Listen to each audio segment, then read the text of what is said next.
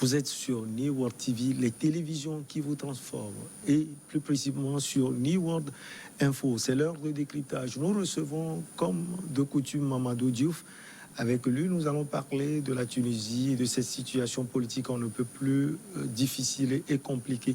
Mamadou Diouf, bonjour. Bonjour Michel. 2 semaines après le coup de force du président Kais Saied, le grand ménage a commencé en Tunisie. Et ça peut dire que le chef de l'État ne prend pas de gants pour mener son opération. Et Mamadou, une situation difficile en Tunisie, comme on le disait tout à l'heure. Une situation effectivement difficile et confuse parce que le président a choisi une option très forte qui d'ailleurs n'est pas partagée en décidant de geler les activités de l'Assemblée pendant 1 mois. Je ne sais pas comment il va faire parce qu'il y a déjà 2 semaines qui sont parties et le problème n'est pas résolu. En se chargeant lui-même de l'exécutif, ce qui est une curiosité dans un pays où le régime est plutôt un régime parlementaire, en mettant de côté le Premier ministre, en dégommant le ministre de la Défense, il a effectivement aujourd'hui créé une situation qui semble satisfaire certains Tunisiens qui étaient un peu agacés par ces querelles au sommet entre les têtes des institutions, le Premier ministre, le Président de la République, le Président de l'Assemblée nationale depuis un certain temps. Mais la situation qu'il a créée n'est pas très loin de la situation qui a précédé ce qu'il a amené aujourd'hui. Et c'est à se poser la question, au bout d'1 mois, qu'est-ce qu'il va faire? Est-ce qu'il va dissoudre l'Assemblée? C'est le grand ménage. On parle d'abord d'arrestation des députés. Oui, en fait, il y a des liens quand même à ne pas faire, puisque parmi les députés arrêtés, il y en a un qui avait un problème avec la justice qui date de 2018. Maintenant, son immunité parlementaire a fait que la justice ne pouvait pas saisir de cette affaire. Quand il a perdu son immunité parlementaire, la justice s'en est saisie et bien sûr, ce n'est pas le pouvoir qui va se plaindre dans ces conditions parce qu'il était connu pour ses prises de position contre le président de la République. C'est pourquoi au départ, on a pensé qu'en fait, on l'a pris à cause de ses prises de position, mais il y a quand même une affaire pendante le concernant au niveau de la justice. Il y a d'autres personnes qui sont arrêtées dans le cadre de ce que les Tunisiens appellent les pilleurs, les détournements, etc. Notamment certains ministres. Mais sur ce plan-là, le président de la République est à la limite approuvé par la grande majorité des Tunisiens. Puisque beaucoup de Tunisiens considèrent que, avec le retour de l'ancien président Béji Caïb Essebsi, il y a eu beaucoup de personnes de l'ancien régime qui étaient revenues au pouvoir. Alors que c'est ces gens-là qui avaient été d'abord chassés par la révolution. Et chassés parce qu'on considérait que ces gens avaient pillé les ressources du pays. Sur ce plan-là, il a quand même le soutien des populations tunisiennes qui ont toujours réclamé que ceux qui ont pris l'argent du pays rendent cet argent. Mais cet aspect seulement ne peut pas résoudre le problème. Il y a la crise économique qui est là, qui persiste. Il y a la crise sanitaire qui est là avec Covid. Il y a cette incertitude sur le plan politique. On va vers quoi? On ne le sait véritablement pas. Une enquête ouverte également contre la Tunisie Air. C'est quoi le plan du président Kais Saied? Malheureusement, il lui avait été reproché pendant la campagne électorale de ne pas avoir un programme politique. Et c'est comme si c'est cette réalité que l'on voit aujourd'hui. Pendant la campagne, il lui avait été reproché de ne pas avoir un programme politique. Il répondait que non, les gens savent ce qu'il faut aller rencontrer les gens, discuter avec les gens et les gens connaissent leurs problèmes et souvent les gens connaissent au moins le début de solution à leurs problèmes. Mais il est dans une situation particulière. Il tient à son indépendance. Il l'a dit pendant la campagne, je suis candidat indépendant, après les élections, je resterai indépendant. Il persiste encore aujourd'hui à dire qu'il veut rester indépendant. Mais comment voulez-vous qu'un président indépendant gère un pays où le régime est un régime parlementaire alors que ce président n'a aucune majorité au niveau de l'Assemblée? Mais ça veut dire que le président de l'Assemblée, c'est eux qui mettent le Premier ministre en place. S'ils ne sont pas d'accord avec le président de la République, ça donne ce choc que nous voyons, choc entre le président de la République et le Premier ministre, choc entre le président de la République et le président de l'Assemblée, parce qu'il n'y a pas un parti représentatif au niveau de l'Assemblée qui défend le président de la République. Sauf si la Tunisie a suffisamment d'argent pour organiser régulièrement des élections, parce que tout le monde sait qu'un régime parlementaire, quand il n'y a pas une majorité forte au niveau d'un parti, c'est l'instabilité sur le plan politique avec l'organisation de plusieurs élections. Vous l'avez dit, il n'y a pas un parti véritable qui le supporte. Vous pensez qu'il peut résister au ménage qu'il est en train lui-même de faire? Mais il risque d'être victime de son propre ménage parce que finalement, là où on va aboutir, ça risque d'être à des élections anticipées, législatives.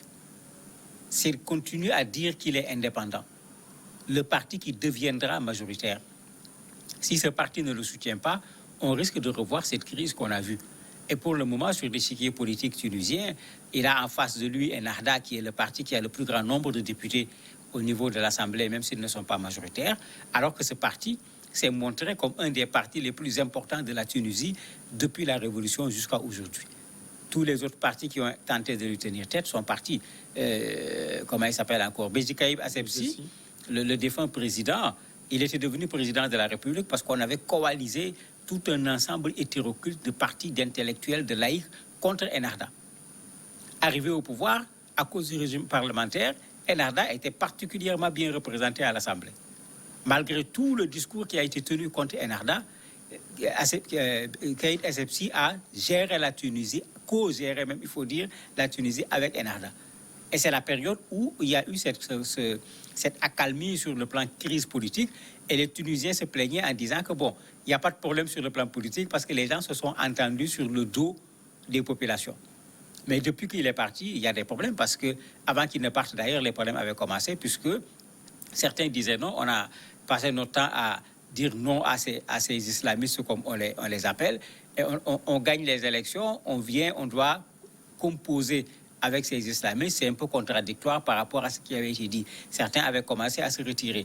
Par la suite, lui, âgé, il y a son fils qui prenait de plus en plus de place dans le parti et qui se mettait un peu dans la posture de celui qui va remplacer le père, ce qui n'était pas imaginable dans une Tunisie qui sortait juste de la révolution, du printemps arabe, comme on le dit. Et ça a mis le parti en éclat. Et finalement, Nida Tounes, puisque c'était ça le parti, quand vous regardez, il ne reste absolument rien de Nida Tounes, alors que Nida Tounes signifie appel de la Tunisie. C'était un appel à un moment où la Tunisie était en crise. Peut-être il faut mettre en place un autre Nida Tounes pour sauver politiquement la Tunisie. La force des partis politiques en Tunisie, on la connaît. La guerre est ouverte. Qu'on prend un parti comme Ennahda, quelle est sa capacité de nuisance? Mais elle est importante puisque elle a des militants, pour ne pas dire des fidèles, puisque toutes les élections qui ont été organisées, ils ont eu quand même un résultat qui a été un résultat respectable. Donc tu as un parti qui a une base et qui peut compter sur cette base et qui va tout simplement chercher des électeurs supplémentaires au niveau du reste de la population tunisienne. C'est pourquoi je disais même dissoudre l'Assemblée, s'il faut le dissoudre, organiser des élections pour que Ennahda retrouve la position dans laquelle Ennahda se trouve actuellement, on n'aura pas réglé le problème de la Tunisie, puisque c'est un parti très bien implanté avec des gens qui même sont sortis manifester, puisqu'ils continuent à se plaindre du fait que le président a pris tous ces pouvoirs-là. Le cas du député dont on parlait tout à l'heure, ils ont introduit une plainte également en considérant qu'il y a un abus. On ne devait pas arrêter ce député-là pour des questions qui datent de 2018. Un pays également miné par les mots, la corruption.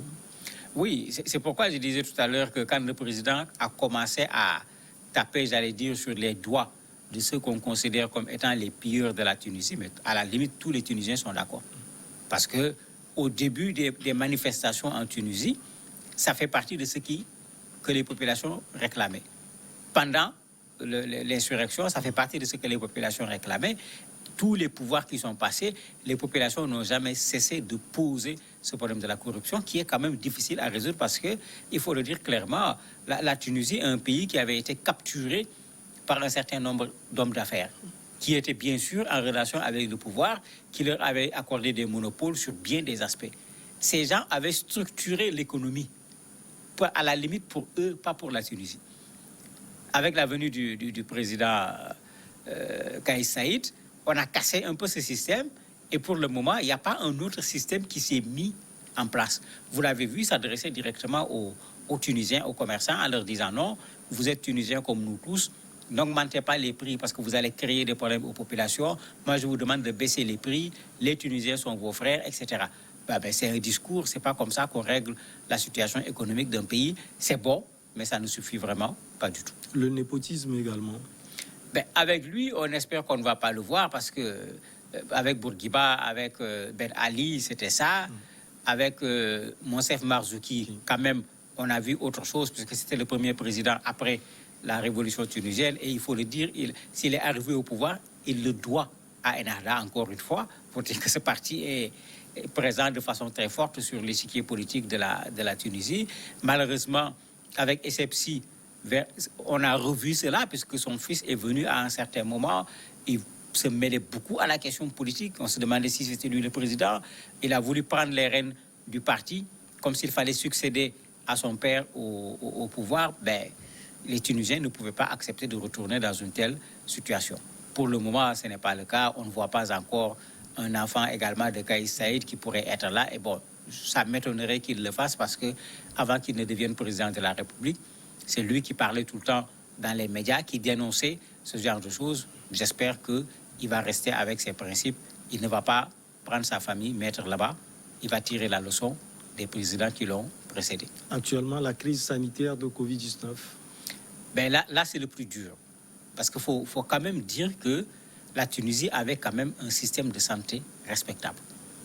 Beaucoup de nos pays africains, pour ceux qui sont assurés, quand il y avait certaines difficultés, on n'évacuait pas les gens nécessairement en Europe, mais on évacuait les gens également en Tunisie, dans des cliniques ou dans les hôpitaux publics où vous avez un personnel qualifié, plus un plateau technique quand même intéressant.